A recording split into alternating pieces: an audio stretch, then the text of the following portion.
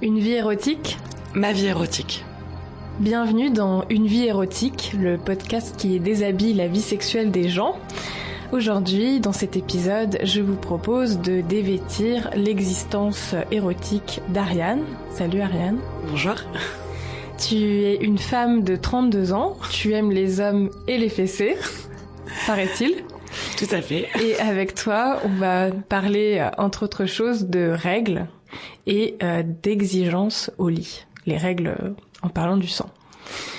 Ariane, l'année de tes 30 ans, d'avant tes 30 ans, tu avais un stérilet hormonal en guise de contraception, c'est ça ? Tout à fait. Tu n'avais plus tes règles et tu l'as changé pour un stérilet au cuivre. Les règles sont revenues et là, tout a changé pour toi. Exactement. Est-ce que tu peux nous raconter ? Alors, il faut savoir que j'avais eu un stérilet en cuivre au début, quand j'avais 19 ans, parce que c'était tout à fait normal et c'était un contraceptif qui me convenait. Puis ensuite, je sais pas pourquoi, un gynécologue qui a pas voulu bien s'expliquer m'en a filé un aux hormones.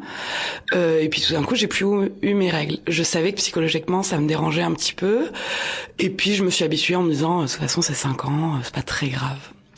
Je me suis pas rendu compte que ça a rendu ma libido, on va dire, plate, voire inexistante. Mon ex avait une habitude de dire, en fait, c'est pas que t'as envie ou que t'as pas envie, c'est que c'est ma. Et en fait, tout était ma comme ça. Et il y a un côté plat qui va aussi avec la personnalité et le rapport à d'autres choses que la sexualité, mais c'est assez impressionnant là-dessus.